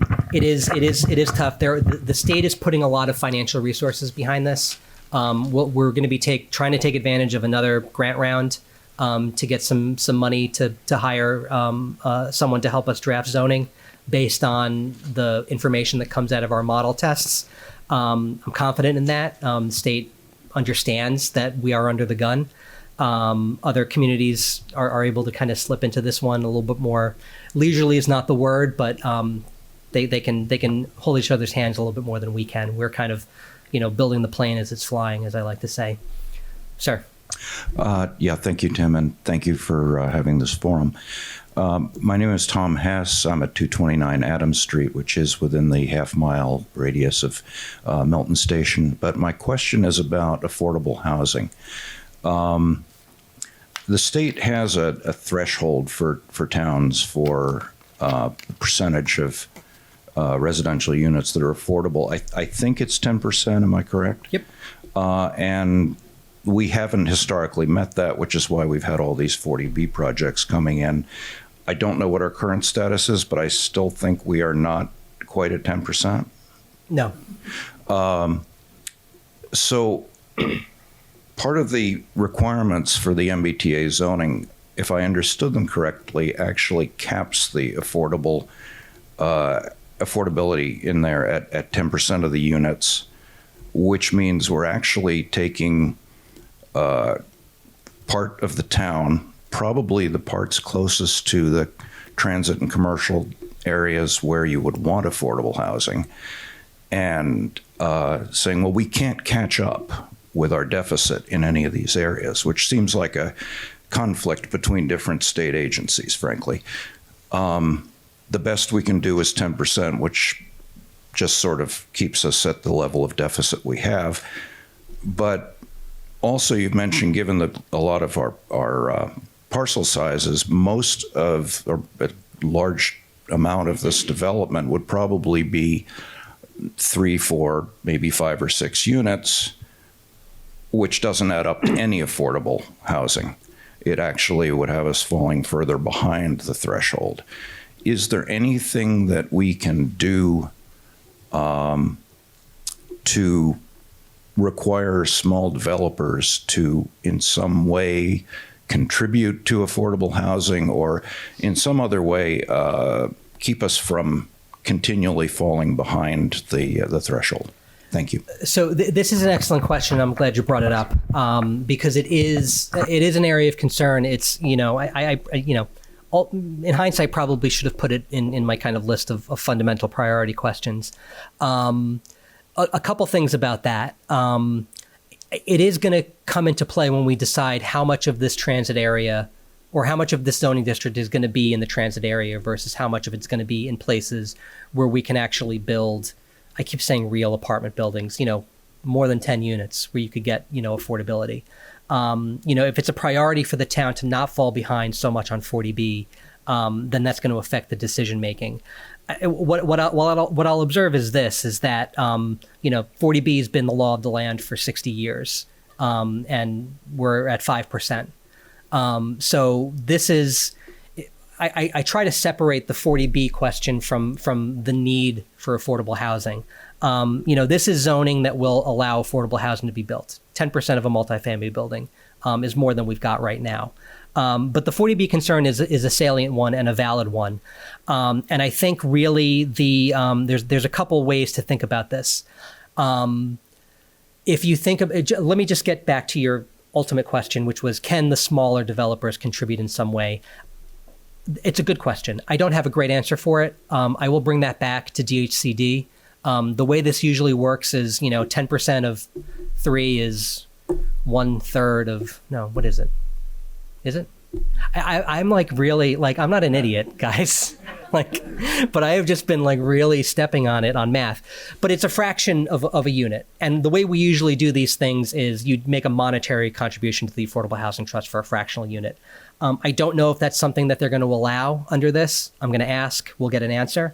But the broader kind of issue is, imagine, elsewhere in the Commonwealth, City of Boston as an example, there are mission-based developers who exclusively build affordable housing. They take advantage of tax credits, CPA funding, other federal funds to subsidize housing. They build 100% affordable projects because they're able to, because there's funding sources, and then there's also a regulatory environment that allows them to build the amount of housing and the style of housing that lends itself to affordability. We do not have that. So the thing that I like to tell people is that, if we actually create zoning for multifamily, that opens up the development world of Milton to all manner of developers, market rate developers and mission-based affordable housing developers. And really, ultimately, that is how you get ahead of 40B. You're not going to inclusionary zone your way out of 40B because even if every multifamily district that we did allowed affordable housing, you'd still have people building housing out of those districts and we'd be falling behind. So you really do need to have these significant affordable housing projects, a 40B project or otherwise. We have done an analysis via the planning board and via some work that we've been doing with the select board on kind of where we stand on 40B on the two metrics, the 1.5% land area minimum and the unit count. If all of the 40B projects that we have approved, and actually there's a hearing, hopefully not still going on, for the final 40B project at 728 Randolph Ave. There goes that. That's the last 40B project. If all of those get built as they've been proposed, plus some of the other units that we have kind of in the mix from other projects, we are only 25 units away from 10%. And so that is Winter Valley has 36 units coming online, and maybe potential development at Town Farm. So where we stand right now is maybe those projects don't get built, but there's a path towards 10%, in the same way that there's a path towards 1.5%. But maintaining that, we're going to have to continue to look at allowing significant amounts of affordable housing, whether it's via friendly 40Bs, whether it's via other zoning mechanisms. But, we have the tools to potentially keep up. And if we allow extra density, we can require extra affordability. So that's going to be, something to play into the figures. But the other thing that I'll say just about sort of, when we talk about the threat of 40B, one of the reasons why 40B is attractive to developers is because there's nothing else, right? You have to go through town meeting to get zoning to build anything besides what we already allow in this town. And, you know, I love town meeting, but developers don't love town meeting because it's hard. If you create other zoning mechanisms to sort of direct development to where you want it to go, these guys aren't dying to build 40Bs. They want to build, they're developers. They want to build a project. They want to make a buck on development. And so if you direct it into places where you want it to be, you stand a better chance of it not going where you don't want it to be. So I think that was the time for our last question. We're going to stick around for a few more minutes if people want to chat. If you want to go back and put some stickers on those maps, we know a little bit more about the types of multifamily development we're looking at. We'd love to know where you think it fits. It's going to inform some of our, you know, inputs going forward. Like I said, June 15th in the Keys Room, we're going to have another forum that's going to go out to our email list. Hopefully we'll see you at the Farmers Market. We'll see you at Little League. We'll see you elsewhere in town. But have a great night. Thanks for coming out. And yeah, thank you.